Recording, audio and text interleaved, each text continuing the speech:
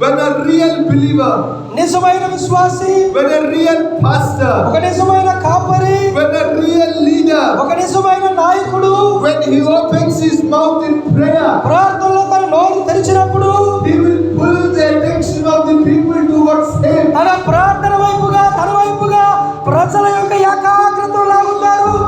When he opens his mouth, ఆయన నోరు తెరిచినప్పుడు the heavens will respond. పరలోకము స్పందిస్తుంది, God would respond, దేవుడు స్పందిస్తాడు.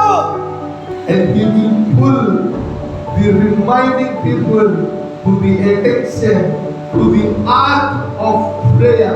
ఇదిగో ఆ విధంగా ప్రార్థించే వ్యక్తి తన చుట్టూ ఉన్న ప్రజలందరి యొక్క దృష్టిని, వారి యొక్క ఏకాగ్రతను ఆ ప్రార్థన వైపు, ఆ ప్రార్థన బలిపీఠం వైపు వారు ఆకర్షిస్తారు.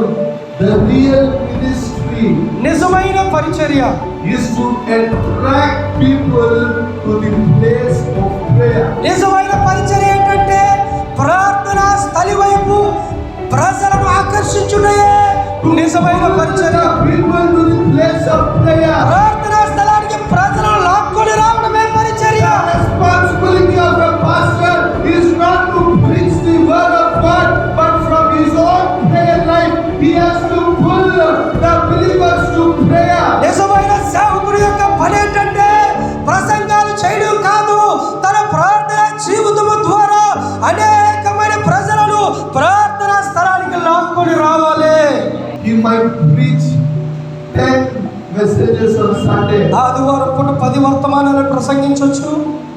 but if he is not pulling his people to the place of prayer, through his prayer, he is a failed pastor.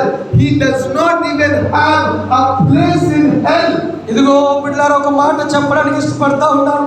ఏ సేవకుడైతే తన ప్రార్థన జీవితాన్ని బట్టి తన యొక్క విశ్వాసులను, ప్రజలను ప్రార్థనా స్థలం వైపు ఆకర్షించలేదు, ఆయన సేవకుడిగా ఉండేదానికి అర్హత లేదు, ఆయనకి నరకములో కూడా చోటు లేదు.